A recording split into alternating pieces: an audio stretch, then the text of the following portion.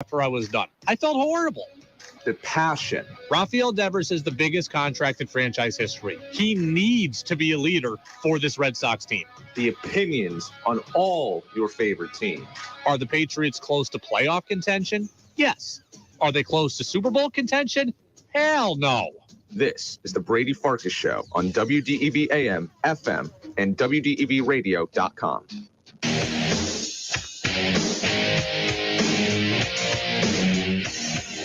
What's up, everybody? A happy opening day, question mark. It is day one of baseball, and this is the Brady Farkas Show on WDEV, AM and FM, and WDEVradio.com. So we start a little bit late. We go up until 7 o'clock, a full show here for the next 75 minutes. Red Sox lose their opener to the Orioles 10-9. That was a wild game. I thought the Red Sox were dead and buried several times in that game. You know, they're down 4-1, then they're down 5-1, then they're down 10-4, and all of a sudden, and then they start coming back. So I thought the Red Sox were done. They came back. They showed good resilience. They showed good fight. So, look, it's game one. I'm not going to overreact to a lot of things. I've done that in the past. I remember in 2021, when the Red Sox looked horrible against the Orioles on opening day, I remember just coming in and crushing them. And then last year in 2022, I remember them blowing a lead against the Yankees and losing in extras, I believe. And I remember coming back and crushing them. Today, I'm not going to crush the Red Sox. I'm not going to crush the Red Sox. They lost 10-9. And there are a few discernible takeaways that you should have from this game. One, just know this, no matter what level of baseball you are at, whether you are a pro baseball player or whether you are 8-year-olds learning how to kid pitch for the very first time, you have to throw strikes. That is rule number one. You have to throw strikes, and then you have to make the routine plays on defense. That is like the golden rules. And the Red Sox didn't do that today. Right? There was the Devers play in the ninth inning. That was questionable. They gave it a hit. So Red Sox, Kike threw a ball away. By and large, the defense didn't come back to crush the Red Sox today. But what did crush the Red Sox today was the pitching and the inability to throw strikes. Just go down the list. The Red Sox had 9 walks today as a pitching staff. 9. You can't win very many games like that. The Orioles had 3. Right, and the Orioles almost lost. But the Orioles threw far more strikes than the Red Sox did. That is a golden rule, gotta have it thing. You've got to throw the ball over the plate, and you've got to make them fully earn it instead of it being half earned and half given to them. Again, I'm not going to crush the Red Sox today. Zach Kelly, not a guy we're going to see in too many high leverage spots. Caleb Ort, same thing. Ryan Brazier, hopefully. Those guys all struggled. They're not going to be a part of too many Red Sox games that the Red Sox are close to winning. But they were in this game today because the game was getting so far away from the Red Sox. They're the ones, in large part, that weren't throwing the ball over the plate. You've got to throw the ball over the plate. Kelly comes in, 2/3 of an inning, 2 walks, throws a wild pitch. Brazier, 1 inning, walks 2. Ort didn't walk anybody, but got hit around. Winkowski didn't walk anybody, and then Martin at the end walked somebody. I mean, your relievers coming to the game, you got to throw strikes, and that's on top of Kluber, who started the game and had a hard time throwing strikes. He had 4 walks in 3 1/3. You just can't do it. If you are a major league staff, you have to throw strikes. You have to challenge hitters. Major league hitters are too good that if you give them multiple chances and if you make it easier for them, they will take advantage of it. When you get behind 2-0 in the count and have to throw a cookie and you're Corey Kluber, then Adley Rutschman takes you deep in the first inning. Right? Kluber gets behind 2-0, Rutschman goes yard. Hitters are too good to be given 2-0 cookies down the middle. When you walk 9 guys, you are partially giving teams opportunities. And teams will find a way to take advantage of that. Right? Rutschman slaps the ball over the field today. Adam Frazier's all over the field today. Jorge Mateo, who's not a great hitter, comes up with guys on base, and boom, now he singles. I mean, the Red Sox today, allowed 9 walks. The Red Sox today allowed 15 hits. That's not a great combination. That's not a great combination if you are the Red Sox. So just take that as a little bit of baseball knowledge for the day. If you are a mom or a dad in your car right now and you've got your kid with you and they're playing baseball, tell them what I'm telling you. Rule number 1 is throw the ball over the plate, right? You got to throw strikes. You've got to challenge hitters. When you don't challenge hitters and you give them bases, then bad things happen. Then you try to be too perfect the next time. You end up throwing it right down the middle. Then a guy makes an error and everything snowballs on you. Not a good day at the office for the Red Sox pitching staff. They still almost won. There were good things in this game. There actually were a lot of good things in this game if you're the Red Sox. We'll play you back some of the highlights at the end of the show. But the big bugaboo of today was just too many given opportunities to Baltimore. Just too many given opportunities. It is the Brady Farkas Show.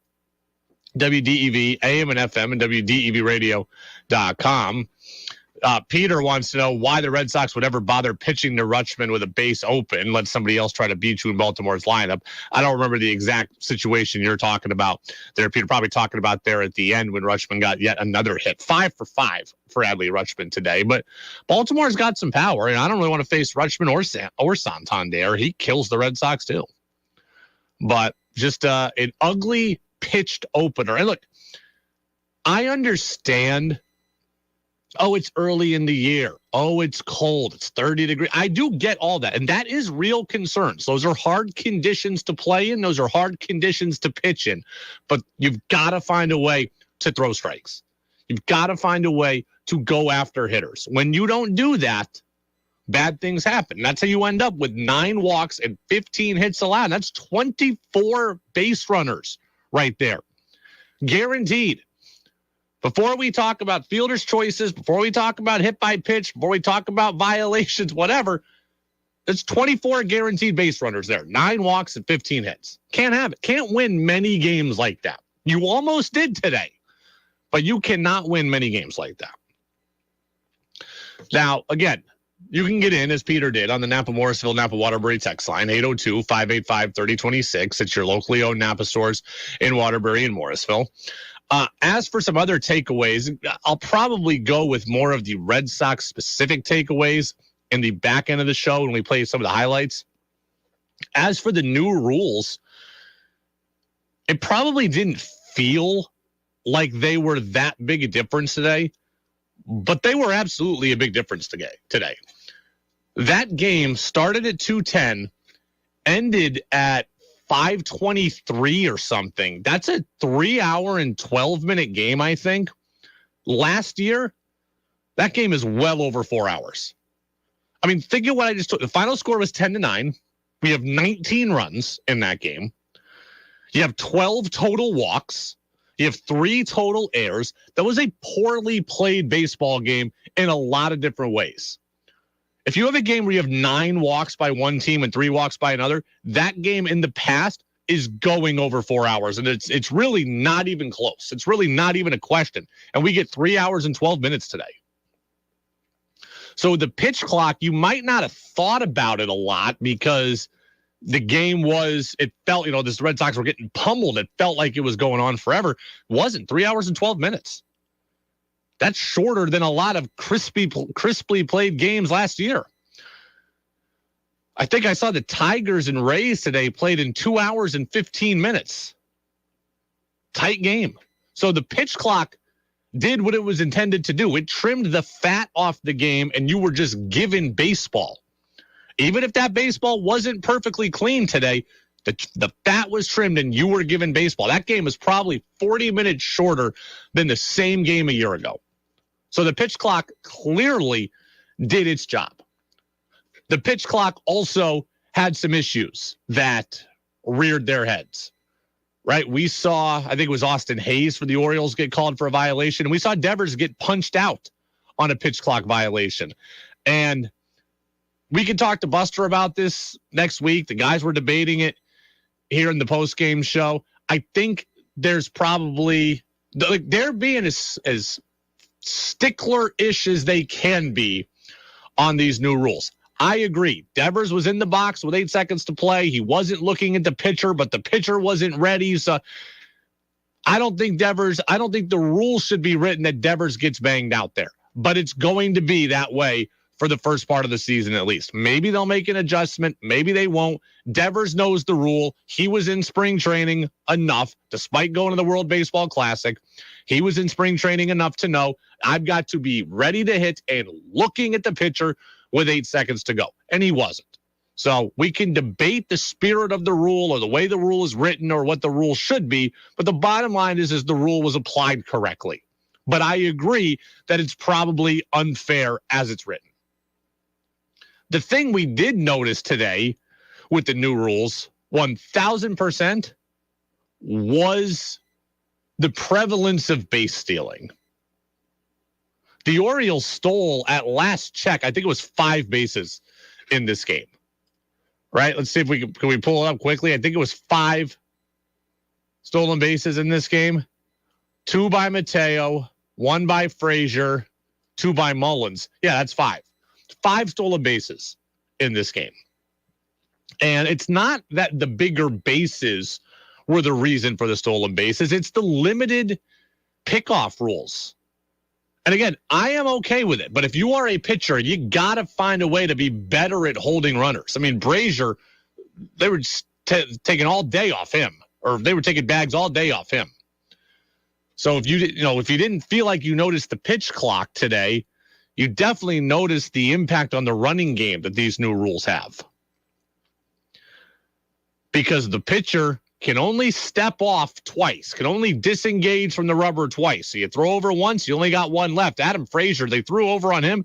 Next pitch, he was practically standing at second base before Brazier delivered the ball. I think I saw today that last year there were only 5 stolen bases at all of opening day. There were already 11 by 4 o'clock today.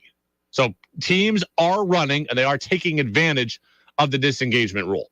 And we definitely are going to see, as a result of all of this, more offense, and we're going to see just more action in the sport. And I'm all right with that. Yes, our pitching staffs might not be as good, but I'm foreseeing more action in the sport. Look, we saw I don't want every game to be 10-9. Trust me.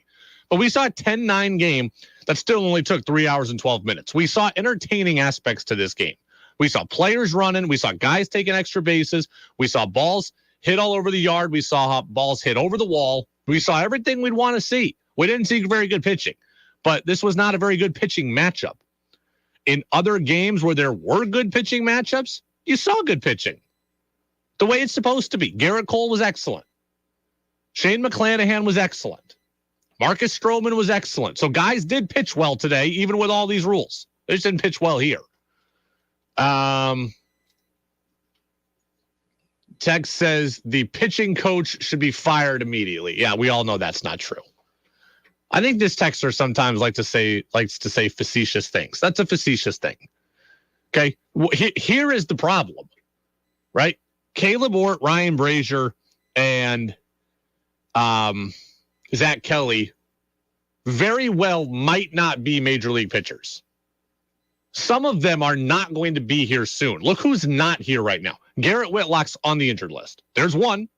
James Paxton is on the injured list. There's 2.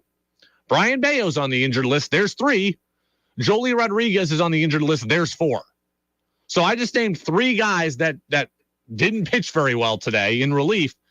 There's a chance that all 3 of them might not be here when those guys are back here in a week to 2 weeks. So I'm not going to fire the pitching coach for having guys that aren't major league pitchers. Now, I hope that Ort and Kelly and Brazier are not here when the other guys are here. If they are, then we'll blame Chaim Bloom for that.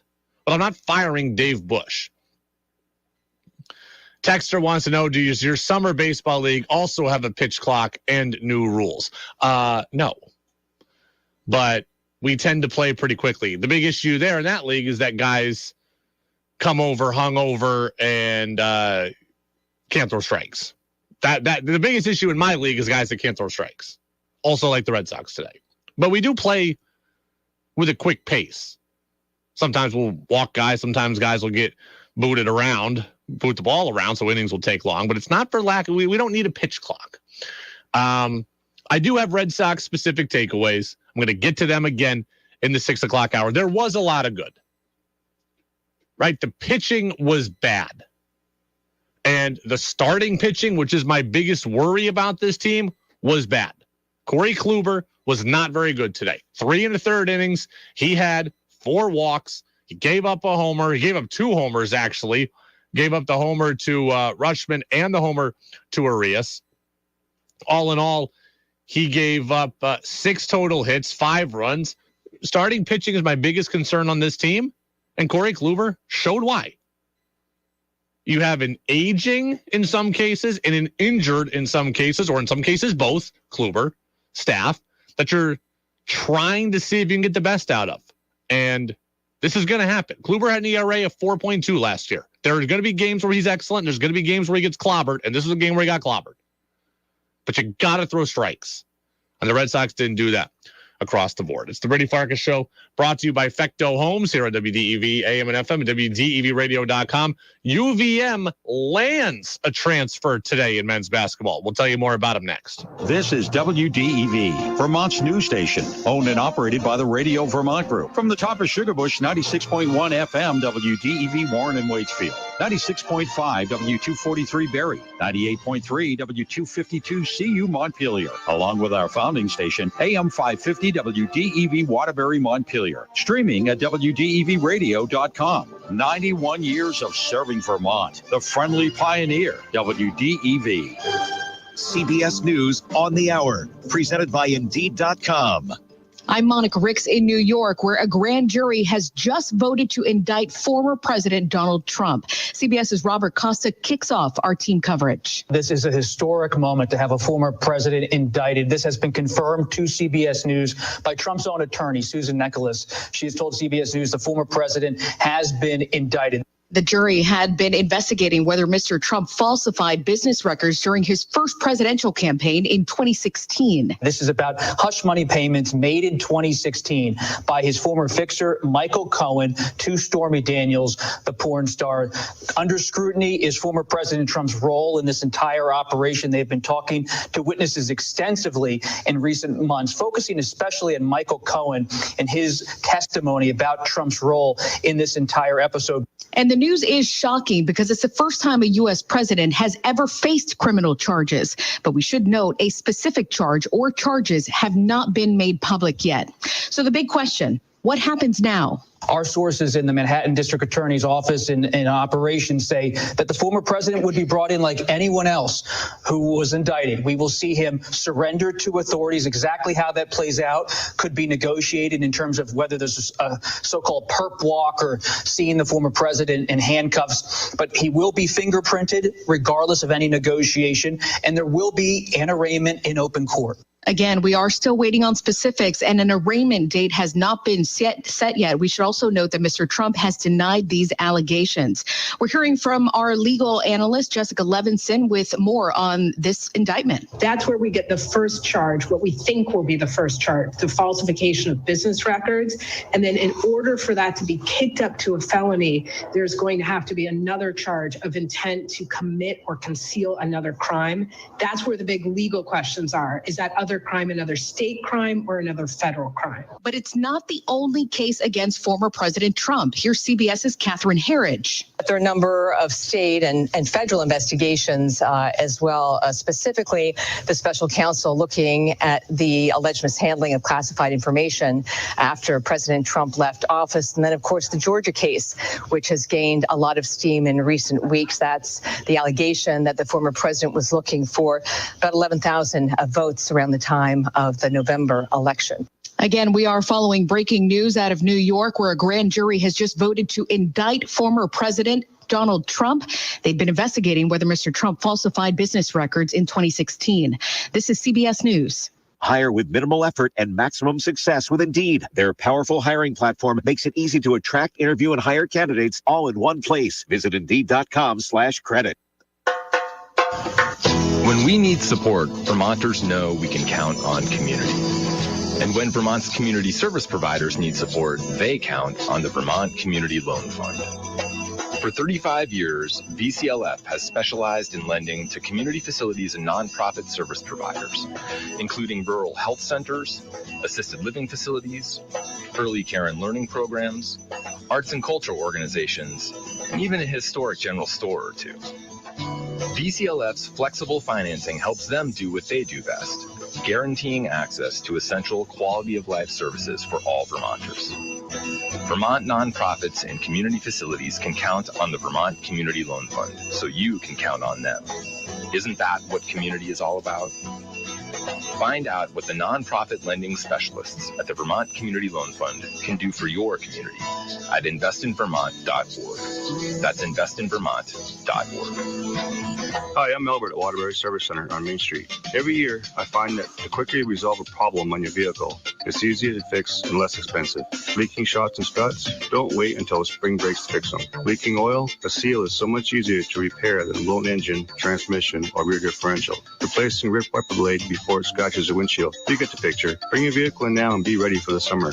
We're Waterbury Service Center on Main Street. Call us 244-7202. This is David Goodman. Join me every Wednesday at 1 o'clock for the Vermont Conversation, brought to you by vtdigger.org, Vermont's nonprofit news source. I'll talk with national and local changemakers from the worlds of politics, social and racial justice, science, education, and the environment who are having an impact on our daily lives. You can also hear the Vermont Conversation at vtdigger.org or sign up for our podcasts. Join me and take part in the Vermont Conversation Wednesdays at 1 here on WDEV. Make your opinion heard by texting onto the Brady Farkas Show at 802-585-3026. Now it's back to the Brady Farkas Show on WDEV AM, FM, and WDEVradio.com. Welcome back in, Brady Farkas Show, right here on WDEV, brought to you by Fecto Homes and always streaming at WDEVradio.com. The Napa Morrisville Napa Waterbury text line is open, 802-585-3026. Opening day for the Red Sox in the books. Sox lose it 10-9. We'll play the highlights for you here a little later in this hour. Also have some Red Sox specific takeaways. A lot of good, really. I mean, the pitching was bad today, and Texter says you would have thought in this bad weather the pitching would have dominated. I agree. I'm actually very well. I would have thought pitching would have dominated today also, right? It's a cold day. It's hard to hit. Pitching will usually have the advantage in that. But this was not a very good pitching matchup. If we went down the list of all the opening day starters, I think Kyle Gibson and Corey Kluber are probably two of the worst. So if offense was bound to break out, it was probably in this game. But the texter's right. I would agree that offense should have been suppressed in this game. It just wasn't, and that is an issue. All right, let's get some UVM men's basketball news. There's a couple of things that I want to get to here.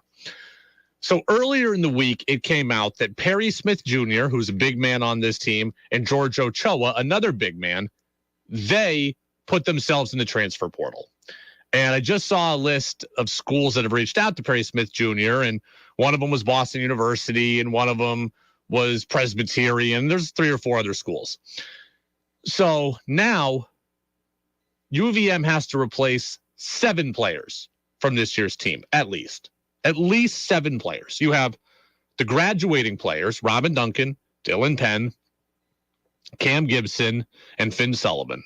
So you have 4 starters that have graduated. And then you have Perry Smith Jr., George Ochoa, and Aaron Deloney, who have put themselves in the transfer portal. 7 players need to be replaced. First off, in general, I don't love this nature of college basketball. We've talked about this in various ways. The transfer portal is exciting. Right? It's exciting because if you are a really bad team one year, you have a chance to make yourself a really good team the next year after that. So it does add benefit to programs and fan bases. I totally agree with that. I also think the transfer portal is great in that it allows a team to find maybe that missing piece. Hey, We were a really good team. Now we can go get that one transfer, and that puts us over the edge. I think that is great. What I don't love, though, is this wholesale line change mentality you have to have, where as a coaching staff, you have to go out and replace some, or should I say most or all of your roster year to year. That's what I'm not a fan of. It's hard on coaches. It's hard on staffs. It's hard on team chemistry. And it's hard for your fans to fall in love with a team when guys are so transitional and the roster is so transitional. Part of the reason, or one of the things that has been great about my time here at UVM or covering UVM, is the relationship between the fan base and the players, right? The fan base loves Robin Duncan. There's a lineage there. There's a history there. They loved his two brothers. They loved the family. He's been here for 5 years. They've gotten to know him. They've watched him grow. He loves them back. And that is great. And that is special. You don't have that very often now in this transfer portal world. Ben Shungu is from here, but Ben Shungu is a great story. 4 or 5 year player.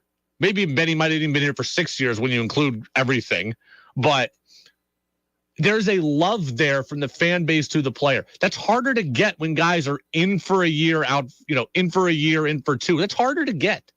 And I miss that. Part of what is supposed to make, or what has made college sports so great, is the fan base and their connection to the players. Part of what has made lower major college sports great is how accessible those players are to the fan base. And you don't have that.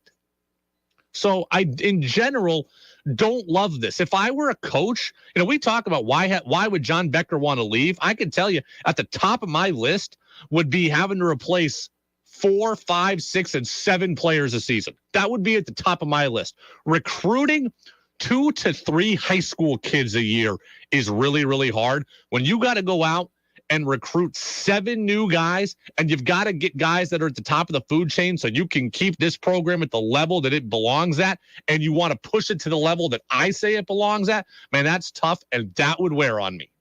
That would wear on me very, very quickly. And if I were a coach, I'd want out of that environment. And yes, the transfer portal exists at high major schools or at higher level schools, but I don't know that they're having to replace 7 guys at really good A-10 schools. I don't know you have to replace 7 guys at really good Big East schools. I would want out of that if I were a head coach. So for everybody who says, oh, why would Becker want to leave? Burlington's so great. Burlington is great. The school might be great. But this is hard, man. This is really hard. And that would wear on me like there's no tomorrow. And Becker even said a couple weeks ago, I heard him do an interview and say, this is hard from a culture standpoint to have to bring in so many guys and try to assimilate them so quickly. He said it correctly. He said it's like speed dating. You get to know each other really quickly and you just kind of hope that it works out. Now, it worked with Finn Sullivan. It worked with Cam Gibson. It worked with Dylan Penn. UVM has done well in this. But that's 1 guy this year. That's 2 guys last year. That's not 7, and that's what's needed now, and that is a hard place to be in. And I don't love that. Now, as for the players who are leaving specifically, Perry Smith Jr. and George Ochoa, we didn't see much of either of them this year. George Ochoa, we almost hardly ever saw. Perry Smith Jr., we saw a decent amount in the non-conference, and then it became very clear that once conference play started, he was not going to be a big part of this thing. I was saying, when Nick Fiorillo went out, I was saying Perry Smith Jr. needed to play a lot because I wanted him to be a factor in conference play. He didn't play a lot, and he wasn't a factor in conference play. I spoke with Coach Brennan earlier this week about all this, and Brennan said this about those 2 players specifically leaving town. And again, I don't want to speak for the coaching staff, but I just think they had a few more expectations of both of those fellows. I thought they thought they'd both be further along than they are right now. But I know this too, is that, or I never did. You don't give up on big men right away. You just, even if they frustrate you, which they so always you think do. they were pushed out rather than left on their own?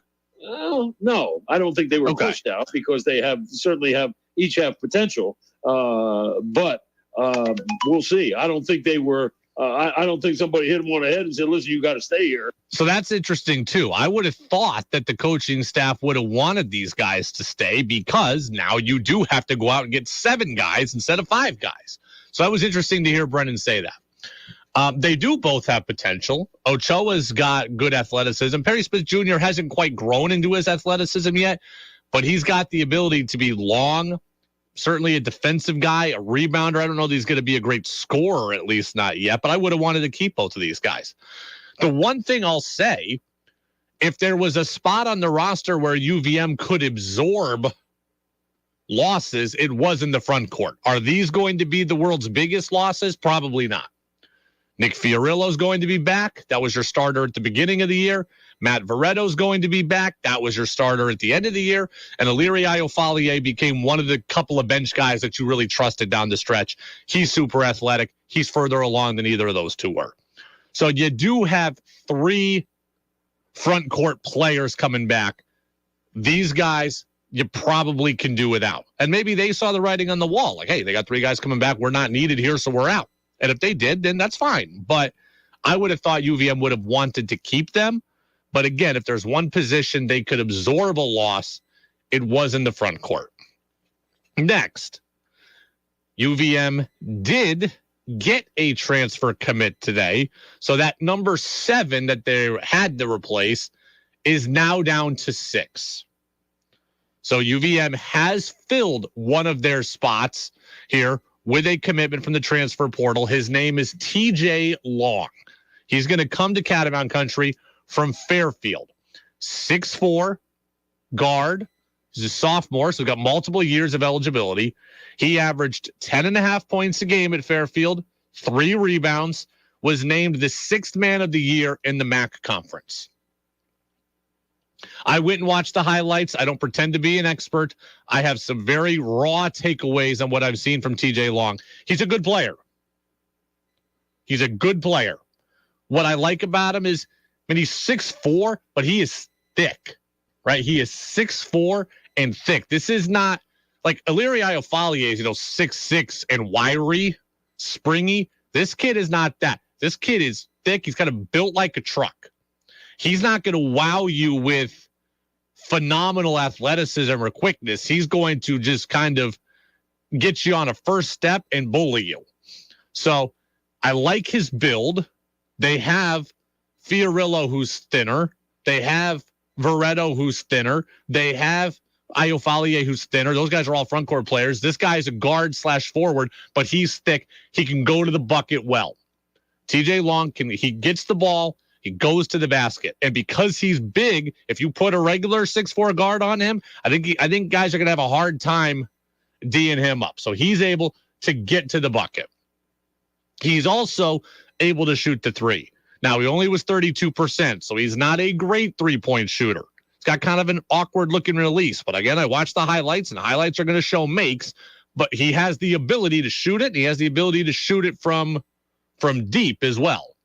So, all in all, I do like this kid. He's not explosive like Dylan Penn, but he's able to get to the 10. He's left-handed. He is able to shoot it.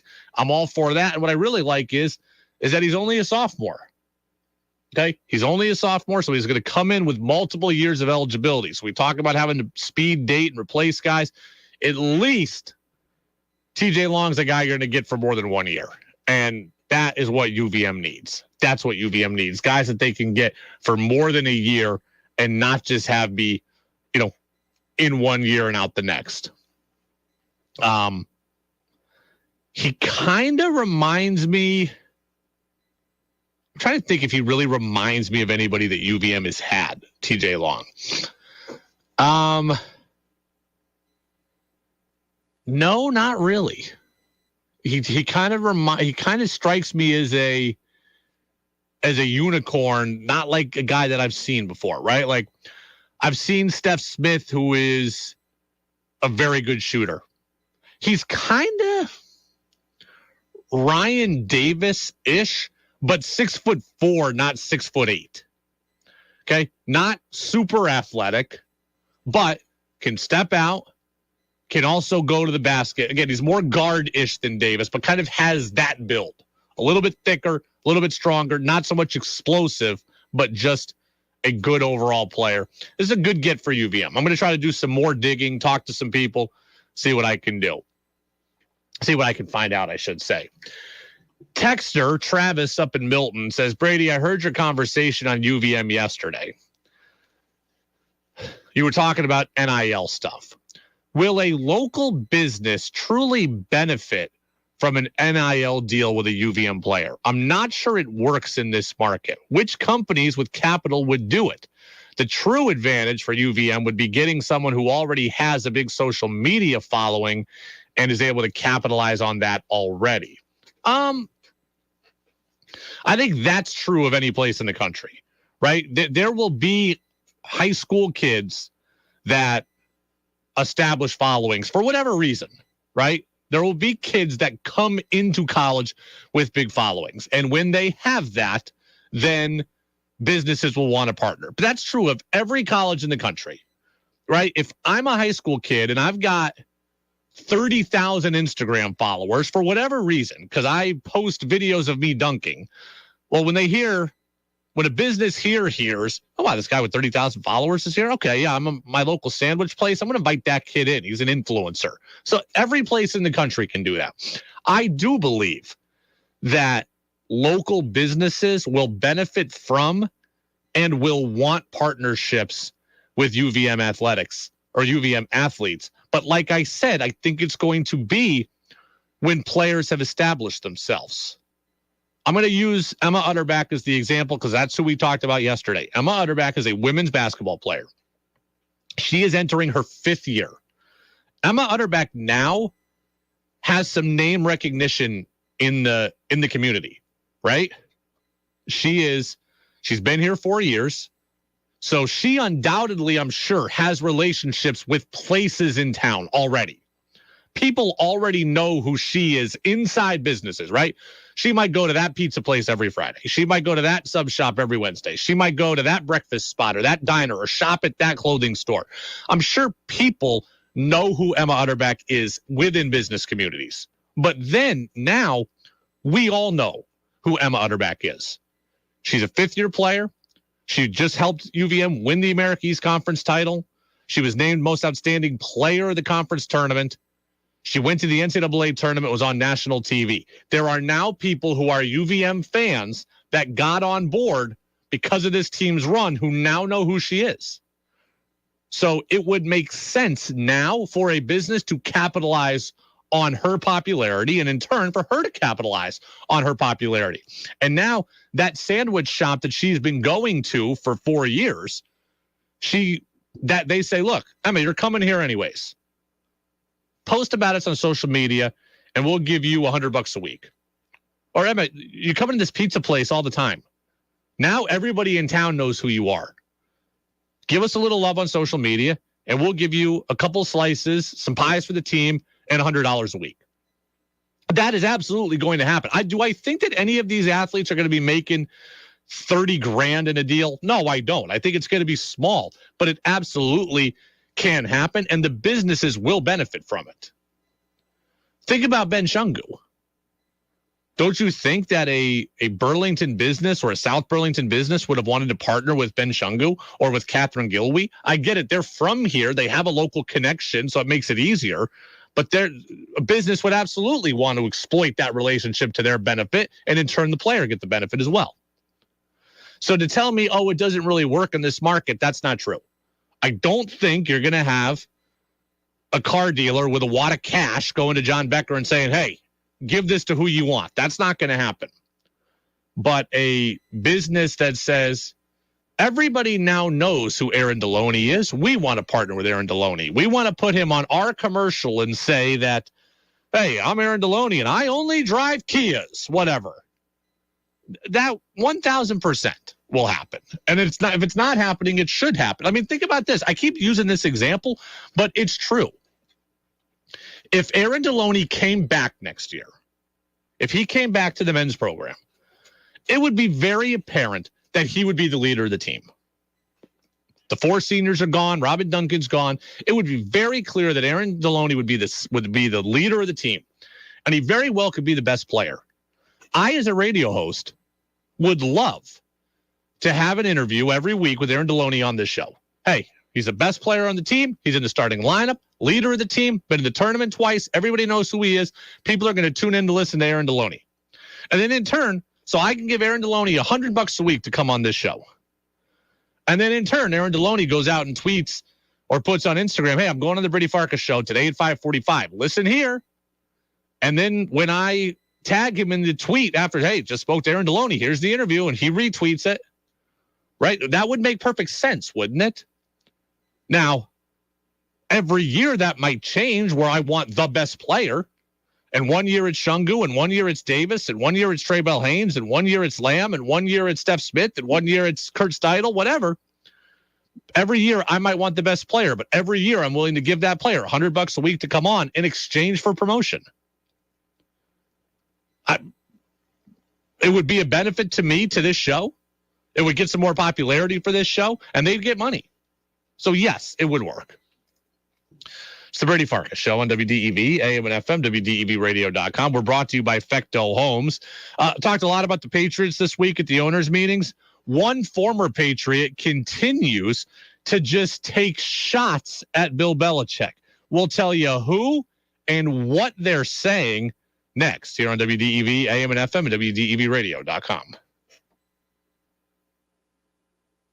The Dell Technologies semi-annual sale starts now with limited quantity deals on select performance PCs powered by 12th Gen Intel Core processors. Save on select Vostro laptops with built-in security features and select Latitude laptops with enhanced privacy, collaboration, and connectivity. Save on select essential accessories plus free shipping and special financing with Dell Business Credit. Call a Dell Technologies advisor at 877-ASK-DELL. That's 877-ASK-DELL.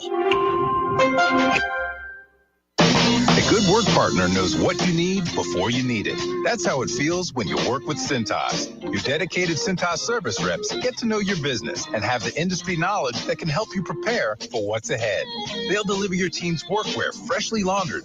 Make sure your first aid and safety supplies, mats, mops, and towels are stocked when you need them. And your fire extinguishers are inspected and in working order. Visit Cintas.com. Oh, I'm ready! And get ready for the workday.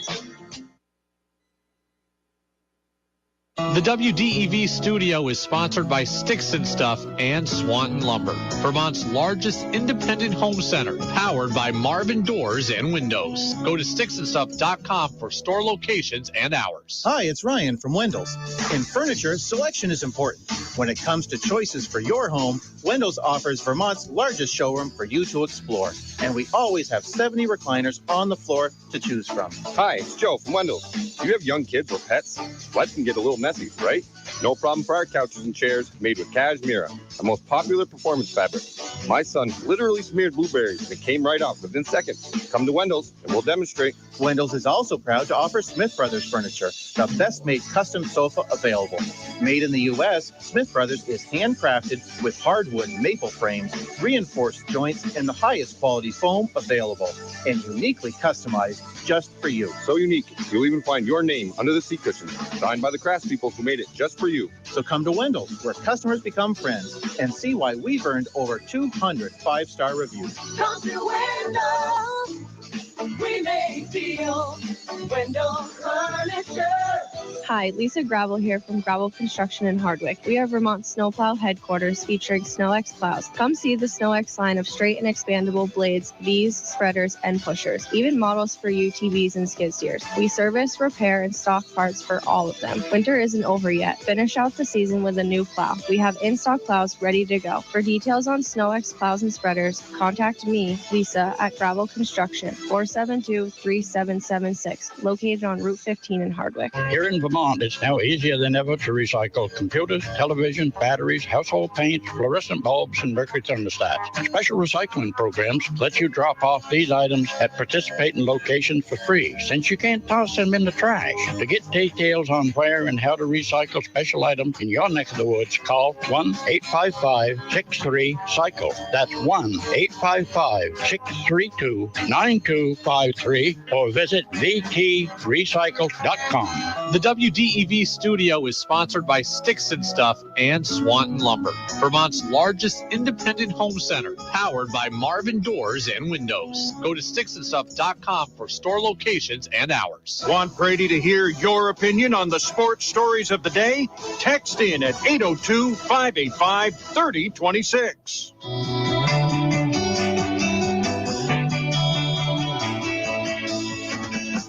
Now it's back to the Brady Farkas Show on WDEV AM, FM, and WDEVradio.com.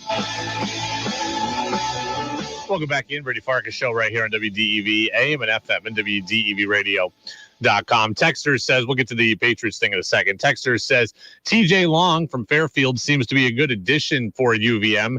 He's got range, will only improve playing on a perennially good team. I would agree with that. I think there's a couple things. One, the America East is not as good as the MAC. So if TJ Long was able to get 10.5 points a game and be the sixth man of the year in the MAC, I'd like to think he could be a pretty good starter here in the America East, because the America East is just not as good overall as the MAC. So that is right away, he's going to see a bump in numbers. He's also going to see a bump in the fact that he's now going to be a junior. He's now going to be a upperclassman as opposed to being a sophomore. You know, he put up 10.5 points as a sophomore. Now as a junior, senior, more expectations, more experience, lesser league. There's going to be an improvement there as well. Again, I like his game. It's different. It's not the explosion of Dylan Penn. He's not, doesn't appear to have the swag is the wrong word, kind of the fluidity of Finn Sullivan's game. But he's got the ability to get to the basket and got the ability to shoot from deep. We'll start there, and I'll say I like it. So, good move overall. And again, when you have to replace 7 guys, you got to get guys in here. This is a guy who comes in with a resume, so I'm all for it. All right. Did you see the tweet today from Asante Samuel, the old defensive back for the Patriots? So he sent a tweet and he said, Lamar Jackson, my brother, trust me, you don't want to play for Belichick. That is what Asante Samuel said. Now, remember, earlier in the week, we heard supposedly from Robert Kraft and from Meek Mill that Lamar Jackson wanted to play for the Patriots. Asante Samuel is saying, my brother, you don't want to play for the Patriots. I'm done listening to what Asante Samuel has to say. It's not that I don't put any stock in it. Asante Samuel clearly does not like Bill Belichick. He has not said anything good about Bill Belichick in several years. And I used to get all wrapped up when Asante Samuel would talk. I'm like, oh, man, here he goes. A guy talking bad about Bill, a guy talking bad about the Patriots. I'm no longer going to do that. I have seen and heard now enough guys that like playing for Bill Belichick that I'm going to write Asante Samuel off as largely an anomaly. Of course, there's going to be guys that don't like him. Not everybody likes their boss. I remember Cassius Marsh hated him. Now Asante Samuel doesn't like him. Not everybody's going to like Bill Belichick, but I have seen and heard from enough guys that do like him that I'm not going to sit here and say, oh boy, we should be worried about Bill. Bill's losing touch with players. Look, I will go no further than Cam Newton. Cam Newton was a guy that we thought Bill Belichick would not get or would clash with. And it couldn't have been any better, right? The team wasn't great, but Bill and Cam had a great relationship. Remember back to the summer of 2020. Think about it, right? COVID summer. Everything's postponed. Nothing's happening. The only thing we could talk about for a while was Bill and Cam. And the conversation was, Cam's got too much personality for Bill. Cam's too much about himself. Cam's doing his celebrations. He's doing the dab. He's got the Superman. Is Bill going to put up with that? And what about Cam's outfits? And what if he wears this and his hair's this way? And none of that became an issue. Absolutely none of that was an issue. So if it wasn't an issue for Cam, I don't think it's an issue for most guys, and I don't think it would be an issue for Lamar Jackson. The reason Lamar Jackson should not want to play for the Patriots is just because he might not, if he thinks the Patriots aren't very good and they don't have good players. Like, that should be the reason. It's not, I don't want to hear anymore about, hey, you don't want to play for Belichick. Lamar Jackson is an MVP player. He's won an MVP. He's an MVP caliber player. He's a perennial Pro Bowler. And he's one of the more dynamic players in the sport. Something tells me Bill Belichick would be okay with that. Right? Bill Belichick was great with Cam. I think he'd be fine with Lamar Jackson too. Asante Samuel just has an axe to grind. And that's fine. If he does, he does. I'm not telling Asante Samuel that he's wrong. I'm not telling him that his experience was that he's remembering it wrong. I don't know. He's allowed to not like Bill Belichick. Ted Johnson doesn't really love Bill Belichick. Individual guys are allowed to. But I've heard Devin McCourty, Matthew Slater, now Tom Brady recently, Kendrick Bourne, guys on the team now love Bill Belichick, and I've heard enough Patriots from the past that have loved Bill Belichick for me to think that maybe Asante Samuel is just a guy that I'm not going to listen to anymore. Bill Belichick is not great with the media. I've said that. I'm tired of the gruff. I'm tired of that. But the players have seemed to respond to him over the last several years. Again, none of us thought he'd get along with Cam. And it could not have been better. It could not have been better. Texter says Patriots are a 12-win team with a healthy Lamar Jackson at quarterback. This year, are they a 12-win team? I don't know, because I think they're about a 7-win team right now, maybe 8 again. I don't know that they can make up 4 games just because of Lamar Jackson, but they are a playoff team if Lamar Jackson is here. 12 wins you the division most years. I don't think they're a division-winning team, but the Patriots with Lamar Jackson are at least a 10-win team, and they are in the playoffs. Right? I got the Patriots, is 8 wins right now? If Lamar Jackson's here, they beat Miami at least once. They could beat the Jets at least once. They could beat Buffalo once at home. Like, right there, it's pretty easy to find extra wins if Lamar Jackson is here. But apparently the Patriots aren't going to go after him.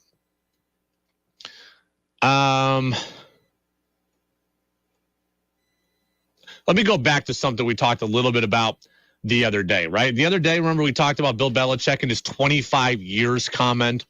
Remember Bill said, you should be confident in me because of the last 25 years. Ha, ha, ha. Do you know who I am? Well, Mike Greenberg of ESPN Radio said he had no problem with those comments. I want to play what Greeny had to say. I like it. You're Bill freaking Belichick. There's nothing wrong with saying that. Do you know what the reason the fans should be confident is? I'm the best coach ever. I think Bill Belichick is sick to death of being told that, you know what? I guess it turns out it was all Brady. Brady went down to Tampa, won a Super Bowl. Guess that means your role in all this was peripheral. Guess it means that being the head coach of a team that made 9 Super Bowls and won 6 of them was just kind of a fluke. You were kind of along for the ride. So let me go back to that. The other day, I had an issue with Bill Belichick saying the 25 years comment.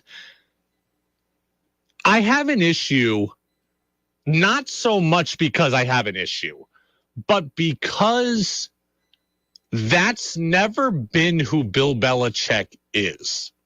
And that's why it was so jarring. Does that make sense? If you are, like, let me use this example. If you are somebody that's always late, right? I tell you to get here at 4, you show up at 4:10. I tell you to get here at 1, you show up at 1:15. I tell you to call me at 7, you're going to call me at 7:30. If you are someone who is always late, I just kind of accept it. Hey, Tom's always late. That's just who he is. But if Tom is always on time, and then one day Tom is 25 minutes late, I'm like, whoa, Tom, what are you doing, man?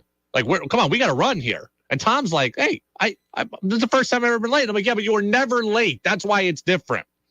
Bill Belichick is never that guy, and that's why it's jarring, and that's why it rubbed me the wrong way. Right? That comment came off very arrogant, didn't it? That comment came off like you were living in the past, off your past accomplishments. If you were always that guy, if you were the head coach that stood at the podium and talked glowingly about your accomplishments, I'd write it off and say, hey, man, that coach, that's just who he is. He loves to tell you his stories. He loves to live in the glory days. That's just who he is. But Bill Belichick has never been that guy. He's always been forward-looking, forward-thinking. Don't live in the past. Your past resume doesn't matter. It's about what you do in the moment. That's who Bill Belichick has been, and he's worked really, really hard to craft that image. So when he steps out of lockstep and starts telling us about his past, it raises eyebrows. I'm not really mad at the comment itself. 25 years. Yeah, Mike Greenberg's right. That's true. But Bill has never been one to tell us about his accomplishments. And now that he's done it, it seems out of place. Right? When people are who they've always been, we just accept it. But when you go do something different, that's when I'm like, whoa. And that's where I was the other day when Bill Belichick said that, right? Like, I got a friend who, or some of it, we all know somebody like this, right? Somebody's flaky. You're going to get lunch with this person and they call you up and say, hey, I can't make it, right before you're about to leave. And every time you're like, that's just Jill. She always backs out at the last second. I knew Jill wasn't going to show up. She always has something come up. We know people like that. But when your friend that's dependable does it, you're like, whoa, that's Bill Belichick. So that is why it rubbed me the wrong way. That's why it rubbed me the wrong way. Ralph says, Bill can work with any quarterback. Heck, he could even work with Aaron Rodgers, someone who's passive aggressive. Bill has the magic. If Bill, Aaron Rodgers is tough, but I certainly think Bill Belichick could work with Lamar Jackson. The issue with Bill Belichick, and I remain a broken record on this. The issue with Bill Belichick is not Bill the coach. The issue is Bill the roster builder. That's the problem with the Patriots. It's not that Bill can't coach, right? Think about this. Think about this example. If you had a JV basketball team with the world's greatest coach, I'm pretty confident that if your JV team plays your varsity team, that coach would have a great game plan. He's probably a better coach than the varsity coach. He's got a great game plan. He's going to figure out how to play defense. He's going to figure out how to run plays and get offense. He's going to figure out how to get shots for guys. But at the end of the day, that coach, while not as good as your JV coach, has the varsity players. You've got the 14-year-old with no muscles. He's got the 18-year-old with the fully grown beard. At some point, it's just not a fair fight, and coaching can't make up that difference. That's where the Patriots are at right now. Bill, the coach on game day, still elite. I put Bill out there to come up with a defensive game plan. He can do it. The question is, does he have good enough players to overcome what the other side is doing? And the answer to that too many times in the last few years has been no. Bill's roster building philosophy, Bill's player evaluation in the offseason, those might be issues. Those are real concerns. But I don't worry about Bill Belichick on game day. His ability to still, I think, connect with players, bring the best out of players is great. But at some point, if you've got the JV team, you're not going to beat the varsity team. Josh Allen is a varsity quarterback. You don't have a varsity quarterback. Joe Burrow is a varsity quarterback. Tyreek Hill is a varsity wide receiver. You've got too many JV defensive backs. You don't have varsity receivers, and you're going up against varsity DBs in your division. Tre'Davious White is a stud DB. Jalen Ramsey is now a stud DB. You might be able to scheme up whatever you want, but the JV receiver is not beating Jalen Ramsey. It's not. He's not. And that's just reality. Build a coach isn't the problem. It's build a roster builder. Brady Farkas Show brought to you by Fecto Homes, WDEV AM and FM, and WDEVradio.com. Jazz with George Thomas is coming up at 7 o'clock here on the Friendly Pioneer. Red Sox lose opening day in a somewhat thriller. Final score 10-9. 10-9 Baltimore. We'll play you the highlights, and I'll give you my Red Sox takeaways. Even though they lost, even though they couldn't pitch, there was a lot of good that came out of this game. I'll share with you what it was next on DEV. Do you own land with a single or double wide home? Visit Fecto Homes, where they can guarantee you top dollar for your existing mobile home, regardless of the year. They offer many finance options with competitive rates and down payment assistance exclusively for mobile homes. Fecto Homes has several models for sale off the lot or customize and order your own. Make the most of your time and money. Visit them today at 350 River Street, Route 302 in Montpelier, or online at fectohomes.com. It's March, and you know what that means? Taxes are almost due. Jackson Hewitt can help you win tax season. That's the sound of your maximum tax refund. The sound of getting 50% off tax prep. The sound of many of our competitors' prices going up.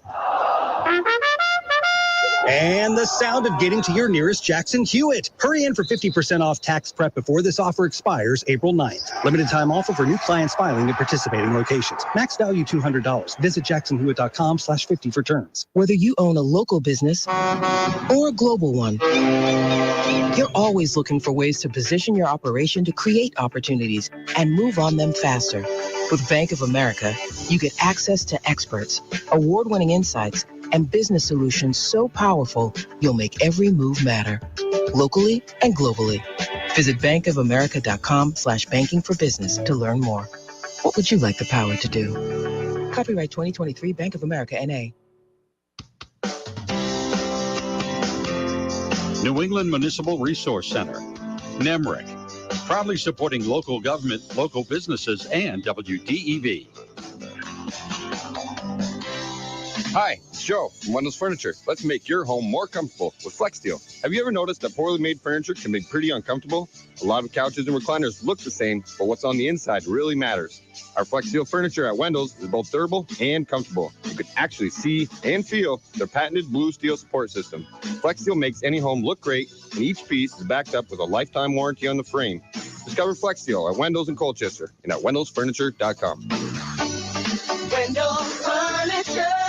We are proud to be the exclusive distributors of Gold Bond mattresses. Hey, it's Ryan from Wendell's Furniture. Gold Bond is a 120-year-old family-run business from New England that just refuses to cut costs on materials. Gold Bond sources all bedding material from the U.S., American steel, American foam, and American cotton. There's just more good stuff inside a Gold Bond mattress. Their twin size weighs more than most competitors' queen size. Come see for yourself at Wendell's Furniture in Colchester and check out our great Google reviews at wendellsfurniture.com. Since 1982, Ormsby's Computer Systems has been a leader in meeting Central Vermont's computer needs. Ormsby's offers the full lineup of HP DeskJet, Envy, LaserJet, and OfficeJet printers. Optimize your home or work office with an HP printer that can suit your specific printing needs at today's best prices. Visit ormsbys.com/HP to learn more. That's ORMSBYS.com/HP. Attention bargain hunters, price drop on items on the WDEV Trading Post online marketplace. Right now, a compound miter saw, retail value over $700, is just $350. A new chair and a half, now just $350. And a patio heater, now just $150. These items are brand new and priced well below retail. Check out these offers as well as deals at Shakedown Street Barbecue and Grill and the Swimming Hole. Go to WDEVradio.com and click on the tab for the Trading Post online marketplace. The Brady Farkas Show now has an interactive text line, so reach out now at 802-585-3026.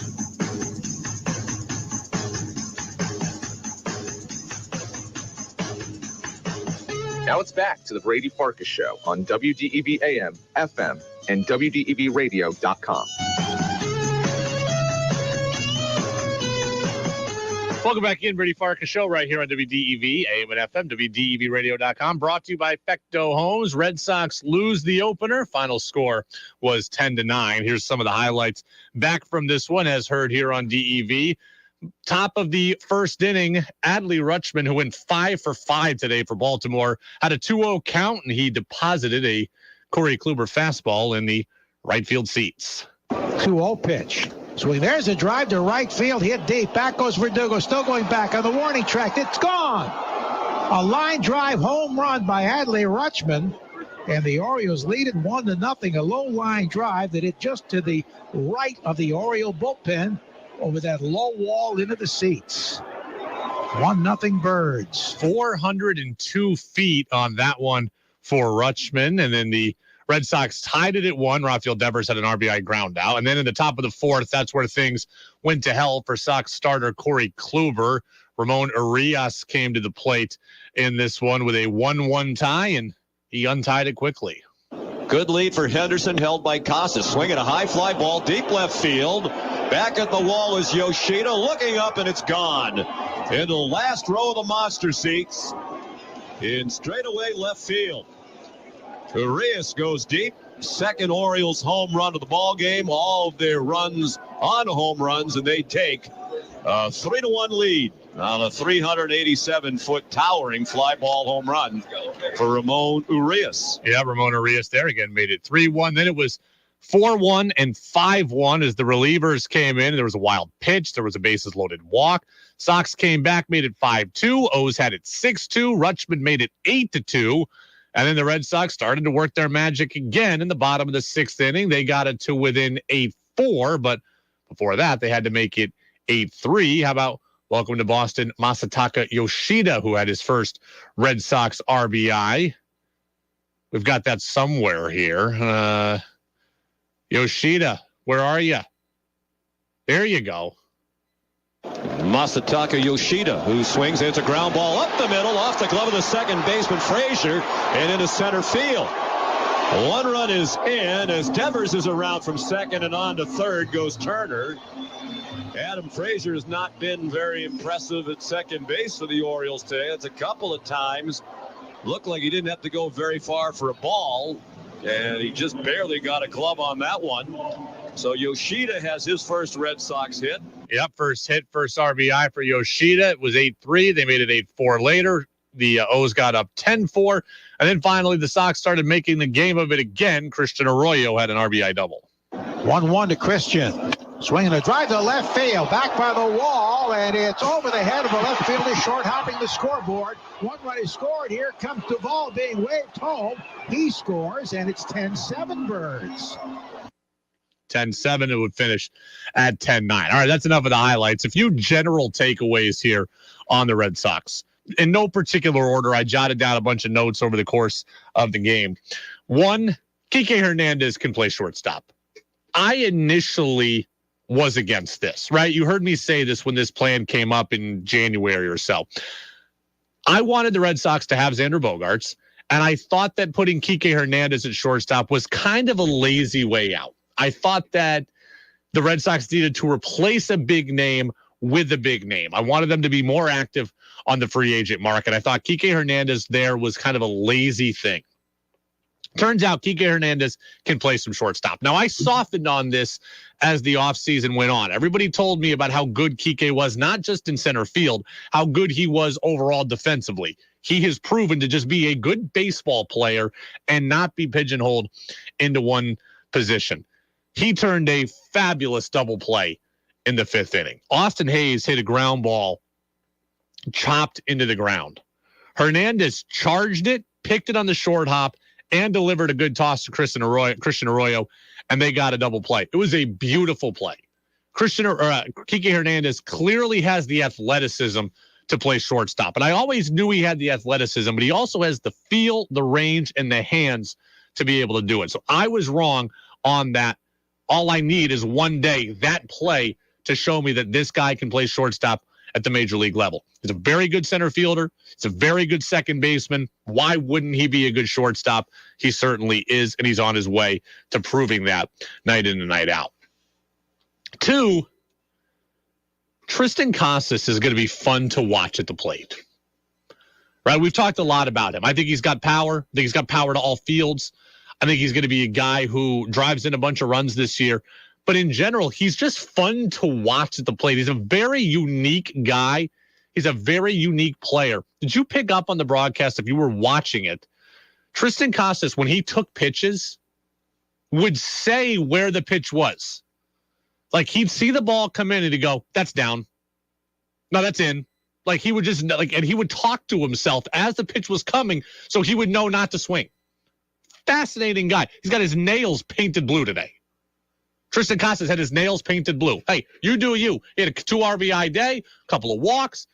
It's going to be fun to just watch his approach. He doesn't seem to go outside his approach.